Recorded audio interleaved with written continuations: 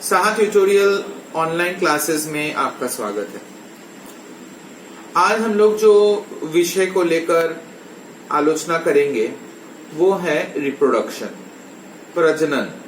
हिंदी में इसको प्रजनन बोलते हैं। तो प्रजनन और रिप्रोडक्शन एक ऐसा प्रोसेस है जो लिविंग बीइंग्स का एक इंपॉर्टेंट प्रोसेस माना जाता है। अर्थात सजीव अपना पीढ़ी दर पीढ़ी मतलब हर जनरेशन कंटिन्यू बनाए रखता है इस प्रोसेस के द्वारा। सोचिए कि एक इंसान अगर नए संतान का जन्म नहीं दे पाया होता तो उसका मृत्यु के साथ ही उसका पीढ़ी खत्म हो जाती। तो एक इंसान अपना पीढ़ी बनाए रखता है इस प्रोसेस के सहायता से।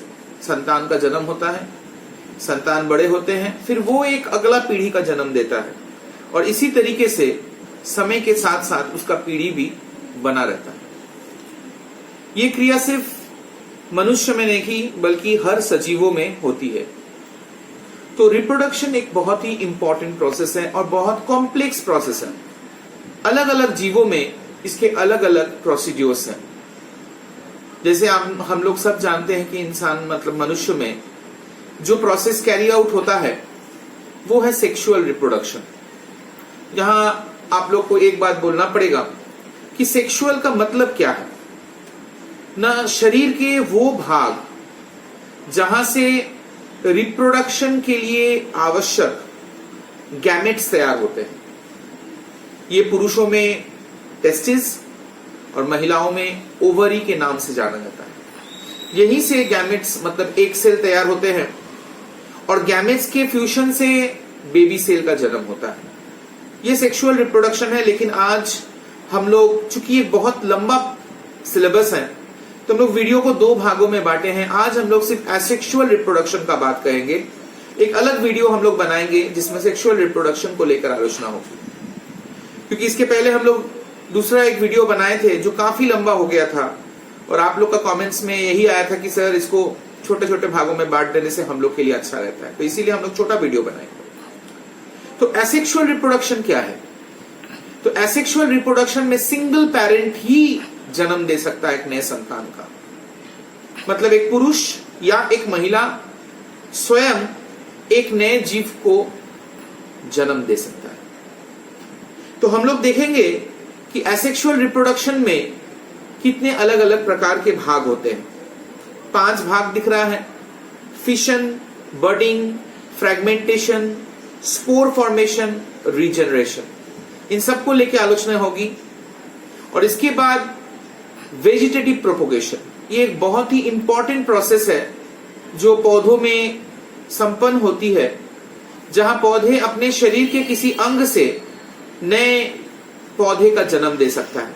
चाहे वो जड़ हो, चाहे वो तना हो, चाहे वो पत्ती हो, किसी भी अंग से वो एक नए पौधे का जन्म दे सकता है।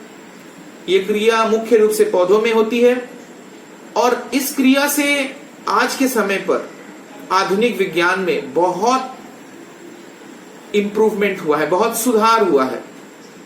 आर्टिफिशियल वेजिटेटिव रिप्रोडक्शन, कई अलग अलग प्रोसेस कैरी आउट होते हैं जहां पौधों के गुण को बढ़ाने के लिए, पौधों के फलन को बढ़ाने के लिए ये सारे अलग अलग प्रोसीड्यूर्स को हेल्प लिए जाते हैं, मदद लिया जाता है।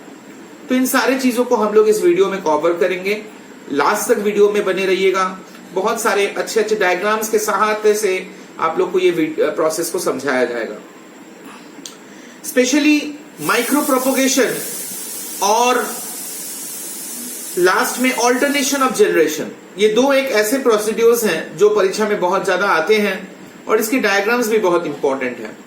तो इन सारे चीजों को हम लोग इस वीडियो में कवर किए हैं और सारे छोटे छोटे बातों को भी आप लोग के सामने प्रस्तुत। रिप्रोडक्शन का definition, process to produce offsprings of its own kind by the transfer of genes. ये शॉर्ट में इसका डेफिनेशन है, बुक में भी आप लोग को इसका डेफिनेशन मिल जाएगा।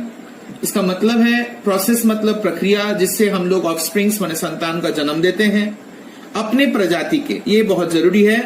मनुष्य मनुष्य का ही जन्म देगा, आम का पेड़ आम का ही पेड़ का जन्म देगा, बरगद का पेड़ बरगद का ही पेड़ जन्म देगा। ये ओन काइंड का मतलब अपना जाति में नए संतान का जन्म देना। इंपॉर्टेंस, सबसे बड़ा इंपॉर्टेंस है इंक्रीज इन पॉपुलेशन, संख्या में वृद्धि। और दूसरा कॉन्टिन्यूएशन ऑफ जनरेशन, जिसका मतलब मैंने बताया कि पीढ़ी का निरंतरता, अर्थात पीढ़ी बना रहता है इस तरीके से। नहीं तो एक पीढ़ी क्या होगा, बिना रिप्रोडक्शन प्रोसेस में कंप्लीट नहीं हो पाएगा और वो वहीं पे स्टॉप हो जाएगा। तो इसीलिए ये पॉइंट बहुत ही इंपॉर्टेंट है। मोड्स ऑफ रिप्रोडक्शन में एसेक्सुअल रिप्रोडक्शन और सेक्सुअल रिप्रोडक्शन दो है। हम लोग आज सिर्फ एसेक्सुअल रिप्रोडक्शन को कवर कर रहे हैं। सबसे पहले देखिए फिशन, यहाँ पे 5 भाग दिया गया है और इन 5 भागों में सबसे पहले जो भाग लिखा गया है वो फिशन। फिशन 2 प्रकार के होते हैं, बाइनरी फिशन और मल्टीपल फिशन, जो कि एमीबा और प्लाज्मोडियम में दिखाई देता है। अब डायग्राम को ध्यान से देखिए, ये अमीबा है और अमीबा में इस तरीके से सेल एक्सटेंड होते हैं, लंबे होते हैं और फिर आगे जाकर ये 2 भागों में बढ़ जाता है। इसको बाइनरी फिशन कहते हैं। बाइनरी मतलब 2 खंडों में बंटना। ये अमीबा का मदर सेल है और वही आगे जाकर 2 डॉटर सेल में बढ़ जाता है। इसको हम लोग बाइनरी फिशन कहते हैं। यहां देखिए मल्टीपल फिशन, ये प्लाज्मोडियम में होता है। ये मदर सेल आगे जाकर देखिए कई छोटे छोटे टुकड़ों में बढ़ जाते हैं। इसको मल्टीपल फिशन कहते हैं। मल्टीपल मतलब संख्या में ज्यादा, बहुसंख्यक खंड। जैसे हम लोग बाइनरी में देखे थे 2 भागों में बढ़ जाना, लेकिन मल्टीपल में क्या दिख रहा है आप लोग कि कई भागों में ये बढ़ जा रहा है। इसमें देखिए बडिंग, बडिंग किस में होता है, ईस्ट में या हाइड्रा में होता है। एग्जाम्पल आप लोग जरूर याद करिएगा, क्योंकि एग्जाम्पल से बहुत सारे क्वेश्चंस इस चैप्टर या इस टॉपिक में आता है।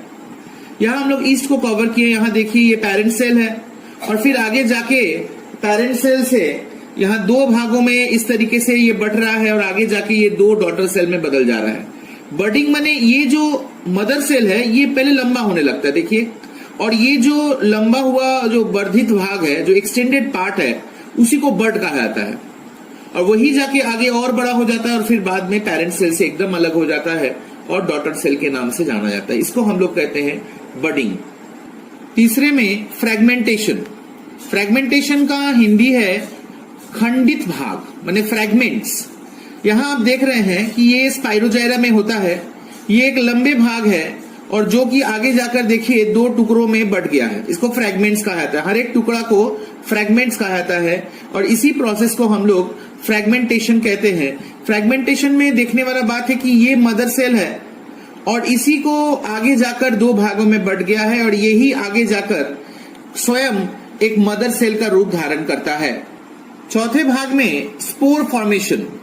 Spore formation is the most important type of asexual reproduction. Spore को एसेक्सुअल रिप्रोडक्शन का यूनिट भी कहा जाता है। स्पोर फॉर्मेशन देखिए बायोफाइटा में हो रहा है। यहां पर ये जो पार्ट है इसको हम लोग स्पोरेंजियम बोलते हैं और इसके अंदर जो छोटे छोटे भाग दिख रहा है इसको हम लोग स्पोर कहते हैं। बाद में इसी से स्पोर्स निकलते हैं इस तरीके से और ये स्पोर आगे जाकर नए पौधे का जन्म देता है। देखिए इस तरीके से ये आगे बढ़ता है और नए पौधे का जन्म लेता है। तो spore formation in bryophyta is one of the most important type of asexual reproduction. इसमें स्पोर से नए पौधे का जन्म होता है। इसके बाद हम लोग आते हैं रीजनरेशन। रीजनरेशन हाइड्रा या प्लैनेरिया में होता है। इसमें देखिए ये प्लैनेरिया का मूल खंड है, इसका मूल शरीर है। ये कई भागों में देखिए बढ़ गया है और आश्चर्य की बात है कि हर भाग आगे जाकर एक वापस मदर सेल के समरूप आकार धारण कर लिया है। अर्थात ये मदर सेल है, आगे जाके देखिए 2-3 भागों में बढ़ चुका है, लेकिन 2-3 भाग, ये वाला भाग भी आगे जाकर वापस अपना पूंछ, जिसको टेल पार्ट बोलते हैं, वो बना लिया है, पूरा सेल बन गया। ये देखिए टेल पार्ट है, टेल पार्ट अपना हेड बना लिया है, उस हिसाब से ये वापस से मदर सेल बन गया है। तो ये सारे जो पार्ट्स हुए, यहां हम लोग फिशन के बारे में पढ़े, फिर बडिंग, फ्रेगमेंटेशन, स्पोर फॉर्मेशन और रीजनरेशन। ये 5 प्रकार के एसेक्सुअल रिप्रोडक्शन होते हैं और एसेक्सुअल रिप्रोडक्शन का जो परिभाषा है कि यहां पर प्रोसेस कैरी आउट होता है without the fusion of gametes. मतलब यहां पे सिंगल पेरेंट होता है, यही इसका इंपॉर्टेंस है। देखिए सिंगल पेरेंट होता है और सिंगल पेरेंट होने के साथ साथ मल्टीपल ऑफस्प्रिंग्स। ये जो पॉइंट्स है इसको आप इंपॉर्टेंस में भी लिख सकते हैं और कैरेक्टरिस्टिक्स में, दोनों में ये पॉइंट लागू है। मल्टीपल ऑफस्प्रिंग्स माने इसके जो संतान जन्म लेते हैं वो संख्या में बहुत सारे हैं। और एक पॉइंट जो मैंने यहाँ पे नहीं लिखा वो है कि इसमें जो वैरायटी होता है, जो क्वालिटी होता है, वो इंप्रूव्ड होता है असेक्सुअल रिप्रोडक्शन में। अर्थात इसका जो गुणता होती है वो मेंटेन रहता है, वो बना रहता है, और इसीलिए असेक्सुअल रिप्रोडक्शन बहुत मामले में सेक्सुअल रिप्रोडक्शन से ज्यादा अच्छा होता है। अब हम लोग आते हैं वेजिटेटिव प्रोपोगेशन में। जैसे मैंने पहले बताया था वीडियो के शुरू में कि reproduction from the vegetative parts of A plant, अर्थात पौधे के किसी भी अंग से ये जनन क्रिया संपन्न होती है। इसका सबसे बड़ा इंपॉर्टेंट पॉइंट है, ये सिंपल मेथड है, सरल प्रक्रिया, क्योंकि जड़ को काट के एक अलग से पौधे बन सकते हैं, पत्ती को भी, तना को भी, किसी भी अंग को काट के अगर अलग से मिट्टी में गाड़ दिया जाए तो वो उसमें से नए पौधे जन्म ले सकते हैं। रिसेम्बलेंस ऑफ पेरेंट्स, अर्थात माता पौधों में जो गुण उपस्थित है वो गुण संतानों में भी पाया जाता है, इसलिए ये मेथड बहुत ही फायदेमंद होता है। चांसेस ऑफ सर्वाइवल, मतलब जीवित रहने की संभावना बहुत अधिक रहती है। हम लोग देखे हैं कि बहुत समय में संतान उत्पन्न करने की क्षमता होने के बावजूद भी संतान जीवित नहीं रह पाते हैं, लेकिन इस प्रकार की प्रक्रिया में जीवित रहने की संभावना बहुत अधिक रहती है। इसके अलावा गुड क्वालिटी ऑफ स्प्रिंग्स, जो मैंने आगे में भी बताया था कि जो संतान जन्म लेते हैं उनकी क्वालिटी इंप्रूव होती है, और इसी कारण से ये प्रोपोगेशन अर्थात ये जो प्रोडक्शन का प्रोसेस है वो बहुत ही सफल और बहुत ही पसंदीदा है। बहुत लोग इसको पसंद करते हैं और इसी को कैरी आउट करने का कोशिश करते हैं। अब कितने प्रकार के वेजिटेटिव होते हैं? एक नेचुरल मेथड है जो पौधे अपने स्वयं करते हैं, वो रूट के द्वारा कर सकते हैं, स्टेम, लीफ, हम लोग 3 प्रोसेस यहाँ पे लिए हैं। सबसे पहले देखिए रूट का अगर डायग्राम देखें, ये हम लोग वेजिटेटिव प्रोपोगेशन मॉडिफाइड रूट देख रहे हैं। स्वीट पोटैटो, स्वीट पोटैटो मतलब आप लोग जानते ही हैं क्या है, और इसके जो रूट में देखिए इस तरीके से ये स्वोलन पार्ट है, फुला हुआ भाग है, और इसमें से ये छोटे छोटे शाखा प्रशाखाएं निकल आए हैं, और यही जाकर आगे जाकर नए पौधे का जन्म देंगे। तो इस तरीके से ये जो है ये रूट से नए पौधे का जन्म हो रहा है, और इसीलिए ये रूट वाला पार्ट हो गया। इसके बाद स्टेम, स्टेम में देखिए वेजिटेटिव प्रोपोगेशन मॉडिफाइड स्टेम, ये इन सब चित्र से आप परिचित है भली भांति। जिंजर, ऑनियन, पोटैटो, ओल, ये सारे मॉडिफाइड स्टेम हैं, और ये सभी में से देखिए उसी तरीके से जैसे हमने स्वीट पोटैटो में देखा था, शाखा प्रशाखाएं निकल आ रहे हैं। ये सारे स्टेम के रूप है, ये सब तना है, और तना होने के बावजूद भी इनमें से जो शाखा प्रशाखाएं निकल रहे हैं और उन्हीं से नए पौधे का जन्म होती है। तो ये जो वेजिटेटिव प्रोपोगेशन प्रोसीड्योर है ये स्टेम से कैरी आउट होता है, और इसीलिए ये सब उदाहरण हम लोग स्टेम के अंडरलाइन में, अंडरहेड में लिख सकेंगे। इसके बाद हम लोग आ गए हैं लीफ में। लीफ का जो प्रोसेस है वेजिटेटिव रिप्रोडक्शन में, ब्रायोफाइलम, ये देख सकते हैं आप लोग, ये पत्ती का आकार है, और इस पत्ती के साइड से देखिए किनारे किनारे पकड़ के नए नए छोटे छोटे पौधे निकल आ रहे हैं, और इसी से नए पौधे का जन्म होता है। यहां से मतलब इस पत्ती को अगर काट के जमीन में गाड़ दिया जाए तो ये जगह से नए नए पौधे जन्म लेंगे, और वो एक पुनः वापस बड़ी पौधे में रूप धारण करेंगे। तो इस तरीके से हम लोग देखें कि यहाँ natural methods of vegetative reproduction में रूट, स्टेम और लीफ, ये तीनों प्रकार के मैंने आप लोग को डायग्राम दिखाया, और उस डायग्राम का आप लोग को भी प्रैक्टिस करके रखना होगा, और परीक्षा के हॉल में अगर पूछा जाएगा तो आपको ये डायग्राम के साथ उत्तर लिखना होगा, जिससे कि उत्तर जो है संपूर्ण रूप से माने सॉलिड कंटेंट जिसको हम लोग बोलते हैं, एग्जामिनर को संतुष्ट कर सके और आपको फुल मार्क्स मिले।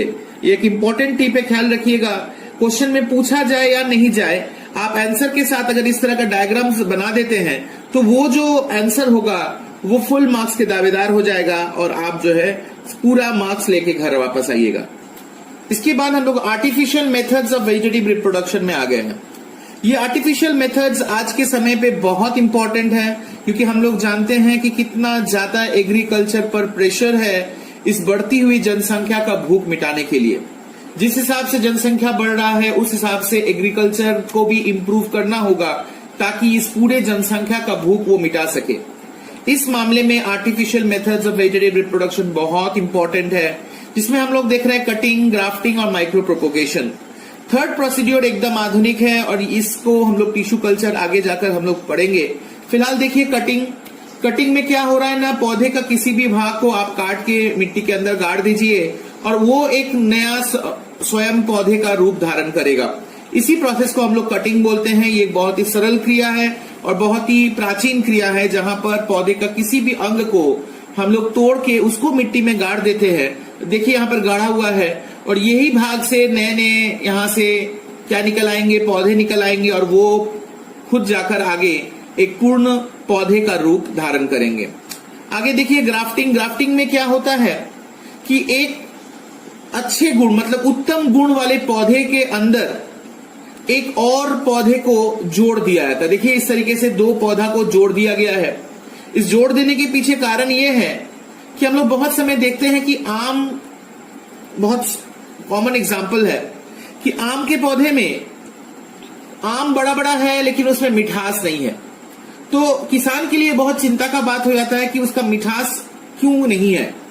तो वो लोग क्या करते हैं कि किसी पौधे में आम का बहुत मिठास है जबकि किसी पौधे में आम का मिठास नहीं है। तो जो पौधे का आम मीठा है उस पौधे के डाल से जिस पौधे का आम मीठा नहीं है वो पौधे के डाल को इस तरीके से मिला दिया जाता है। इन दोनों भागों का नाम स्कियोन और स्टॉक है। एक को स्कियोन कहा जाता है, एक को स्टॉक कहा जाता है। और इस तरीके से बांध देने से यहीं से शाखा प्रशाखा निकलते हैं और फिर अगर इसको अलग कर दिया जाए, इसको अगर काट दिया जाए तो ये एक पौधा जो जन्म लेगा वो आगे जाकर उत्तम गुण वाला पौधा होगा और इस तरीके से इसका गुण इसके अंदर चला आता है। इस प्रोसेस को ग्राफ्टिंग कहते हैं और ये बहुत प्रोपोगेशन। इसका डेफिनेशन है production of large number of plantlets from a small piece of parental tissue through culturing in suitable medium and nutrients. ये बहुत ही इंपॉर्टेंट प्रोसेस है और एकदम मॉडर्न या आधुनिक प्रोसेस है।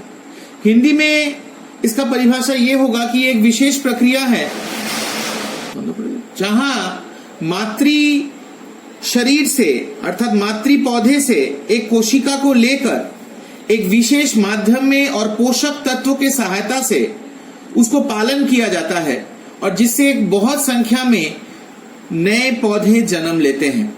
इसका प्रोसेस को अगर हम लोग देखें, small tissue cut from desired plant, अर्थात जिस पौधे से हमें नए संतान अर्थात नए पौधे का जन्म देना होगा उस पौधे से हम लोग एक छोटा सा टिश्यू पहले काट लेते हैं। इसको हम लोग एक्सप्लांट कहते हैं। Explant kept in suitable nutrient medium. Suitable nutrient medium मतलब उसमें न्यूट्रिएंट्स होंगे और फाइटो हॉर्मोन्स स्पेशली ऑक्सिन और साइटोकाइनिन। ये दोनों हार्मोन का नाम याद रखिएगा, ऑक्सिन और साइटोकाइनिन। ये दोनों हार्मोन इस पौधे को वृद्धि करवाने में और विकास करने में सहायक है। अर्थात पहले हम लोग मातृ पौधे के शरीर से एक टिश्यू को काट लेते हैं, फिर उसे एक पोषक माध्यम में अर्थात जहां पोषण की पूरी बंदोबस्त है ऐसे माध्यम में रखते हैं और उसमें हार्मोन्स ऑक्सिन और साइटोकाइनिन भी उपस्थित रहता है जो उस छोटे से टिश्यू को वृद्धि करवाने में सहायक है। एक्सप्लांट ग्रोज इनटू ए मास कॉल्ड कैलस। जैसे ही हमने बताया कि ये हार्मोन वृद्धि कराने में सहायक है और इसी कारण से वो छोटा सा टिश्यू में वृद्धि और विकास होता है और वो आगे जाकर एक पिंड बनता है जिसको हम लोग कैलस बोलते हैं। इसी प्रोसेस को टिश्यू कल्चर भी कहा जाता है। अर्थात टिश्यू कल्चर अगर आपसे डेफिनेशन पूछा जाए तो आपको यही डेफिनेशन लिखना होगा कि the process by which explant grows into A mass called callus is called tissue culture. इसी तरह छोटे छोटे पॉइंट हम आपको बताते चल रहे हैं, आप लोग ध्यान दीजिएगा और ये एक अलग से क्वेश्चन में शॉर्ट क्वेश्चन में लेकिन पूछा जा सकता है। Small part of this is put in another medium to promote formation of small baby plant. अर्थात जो कैलस बना उसके छोटे छोटे टुकड़े कर कर अलग अलग माध्यम में हम लोग रख देते हैं जिससे अलग अलग पौधे बना सकते हैं। हम पहले डेफिनेशन में बताए थे कि लार्ज नंबर ऑफ प्लांटलेट्स बनते हैं, मतलब बहुत संख्या में नए पौधे जन्म लेते हैं एक छोटे से टिश्यू से। इसीलिए जब ये कैलस बनता है, कैलस से हम लोग छोटे छोटे टुकड़े करके अलग अलग मीडियम में रख देते हैं और हर एक टुकड़ा एक स्मॉल बेबी प्लांट का रूप धारण करता है जिसको हम लोग प्लांटलेट्स बोलते हैं। Plantlets finally transplanted in soil या पॉट्स फॉर फर्दर डेवलपमेंट। अर्थात ये छोटे पौधे जब जन्म लेते हैं उसमें पत्ती निकल आती है तो उसको हम लोग मिट्टी में या पॉट्स में, अर्थात जिसमें हम लोग पौधे का गमला जिसको हम लोग बोलते हैं, उसी में इसको गाड़ दिया जाता है और वो जाकर नए पौधे में जन्म वृद्धि होता है और वो नया पौधा बन जाता है। तो इस प्रोसेस को हम लोग माइक्रो प्रोपोगेशन बोलते हैं। ये बहुत ही विशेष प्रक्रिया है और ये प्रोसेस अभी के समय में बहुत ज्यादा इस्तेमाल किया जाता है। इसके फायदे हम लोग देखते हैं। Significance, ensured produce of desired variety. सबसे बड़ा बात यही है कि हमको जो मन चाहा क्वालिटी हमको चाहिए वो इस प्रोसेस में संभव है। Whole plant grows from specific cell from parent body, अर्थात जो मातृ पौधे का शरीर है वहां से एक सेल या टिश्यू को लेकर हम लोग ये पूरा पौधा को जन्म देते हैं। अगर इस डायग्राम में देखा जाए, ये देखिए मदर प्लांट, इसमें से एक ये बर्ड्स लेते हैं और इसको हम लोग इस तरीके से न्यूट्रिएंट मीडियम में रखते हैं। न्यूट्रिएंट मीडियम में रखने से ये देखिए इसमें थोड़ा थोड़ा पौधे जन्म लिए हैं और पौधे बोल रहे हैं, इसमें थोड़ा विकास हो रहा है, वृद्धि हो रहा है और इसको उठा के हम लोग इस तरीके से एक्सप्लांट कहते हैं और आगे जाकर इसी एक्सप्लांट में नए नए पौधे जन्म ले रहे हैं। देखिए पत्ते निकल आए हैं और उसी को ये पौधे के गमले में रख देने से ये पूरा पौधे का रूप धारण किया है। अर्थात यहां से हम लोग स्टार्ट किए थे, वहां से ये होते हुए एक्सप्लांट बना। एक्सप्लांट को हम लोग लाके इस मीडियम में वापस रखे हैं और इसमें ये देखिए डेवलपमेंट हुआ और ये छोटा पौधा बना और छोटे पौधे आगे जाकर बड़ा पौधे का रूप लिया। इसी प्रोसेस को हम लोग माइक्रो प्रोपोगेशन कहते हैं। ये ऑल्टरनेशन ऑफ जनरेशन है। ऑल्टरनेशन ऑफ जनरेशन को हिंदी में पीढ़ी का एकांतरण बोलते हैं। ये भी एक स्पेशल मेथड है। The phenomenon of occurrence of alternation of generation, that is asexual and sexual in a single life cycle of plants and animals in a cyclic manner is called alternation of generation। अर्थात हिंदी में अगर इसको बोले तो किसी एक जीव के जीवन चक्र में लैंगिक और अलैंगिक दोनों प्रक्रियाएं अगर एक के बाद एक होते हैं एक ही जीवन चक्र में, तो उसको हम लोग ऑल्टरनेशन ऑफ जनरेशन कहते हैं। अर्थात हम लोग क्या देखते हैं, किसी जीव में या तो लैंगिक क्रिया होती है या तो अलैंगिक क्रिया होती है, लेकिन ऑल्टरनेशन ऑफ जनरेशन एक ऐसा प्रोसेस है जहां एक ही जीवन चक्र में दोनों प्रक्रियाएं साथ में हो रहे हैं, एक के बाद एक हो रहे हैं और इसी कारण से इसको ऑल्टरनेशन कहा गया है। ये हमें दिखता है फर्निया मॉस में और बहुत कॉमन है ये डायग्राम, इसलिए मैंने इसको पूरा बनाया और आप लोग भी इसको जरूर प्रैक्टिस करिएगा। इसका मैं फोटोज आप लोग को भेज दूंगा, आपके बुक में भी ये उपलब्ध है। ये लेकिन बहुत कॉमन क्वेश्चन है फर्न का। यहां आप देखिए ये ड्रायोप्टेरिस फर्न को ही बोला जाता है। इसके अंदर सोमैटिक सेल है 2n।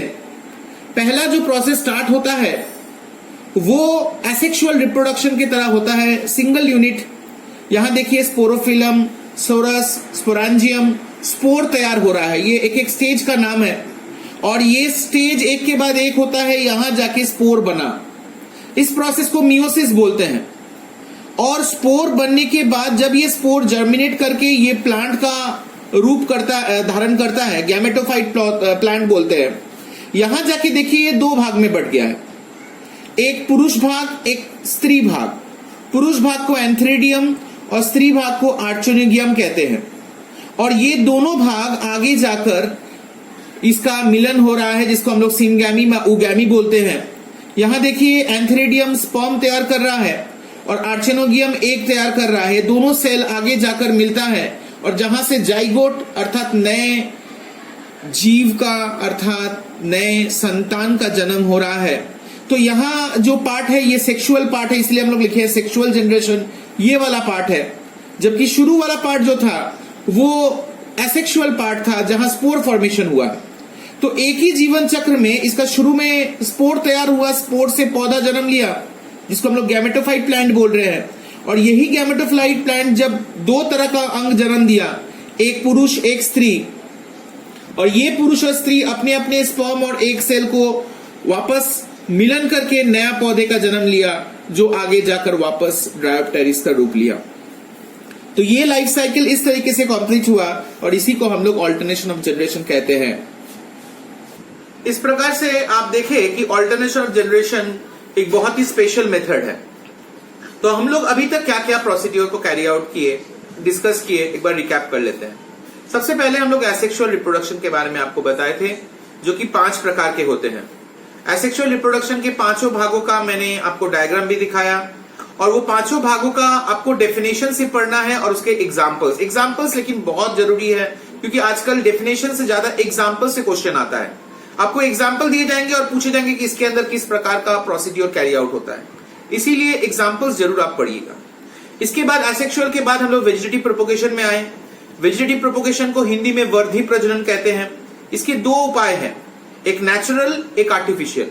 नेचुरल में हम लोग 3 बात किए, रूट, स्टेम और लीफ। तीनों का उदाहरण आपको देखना होगा, डेफिनेशंस इसके नहीं आते हैं। फिर आ जाइए आर्टिफिशियल। आर्टिफिशियल ज्यादा इंपॉर्टेंट है नेचुरल से, इसलिए आर्टिफिशियल को ज्यादा पढ़िएगा। आर्टिफिशियल में हम लोग पहले हम लोग कटिंग दिखाए, उसके बाद ग्राफ्टिंग दिखाए और अंत में माइक्रो प्रोपोगेशन। नाम याद रखिएगा, माइक्रो प्रोपोगेशन। इसको जरूर आप लोग तैयार करिएगा डायग्राम साथ में। आपको पहले भी वीडियो में बताया था, डायग्राम परीक्षा में नहीं पूछेगा, लेकिन आप बना दीजिएगा, आपका आंसर फुल मार्क्स श्योर रहेगा। इसीलिए आप लोग को ये छोटा छोटा टिप्स आपको याद रखना है। इसके बाद आर्टिफिशियल रिप्रोडक्शन हम लोग कर लेने के बाद आए special method, alternation of generation.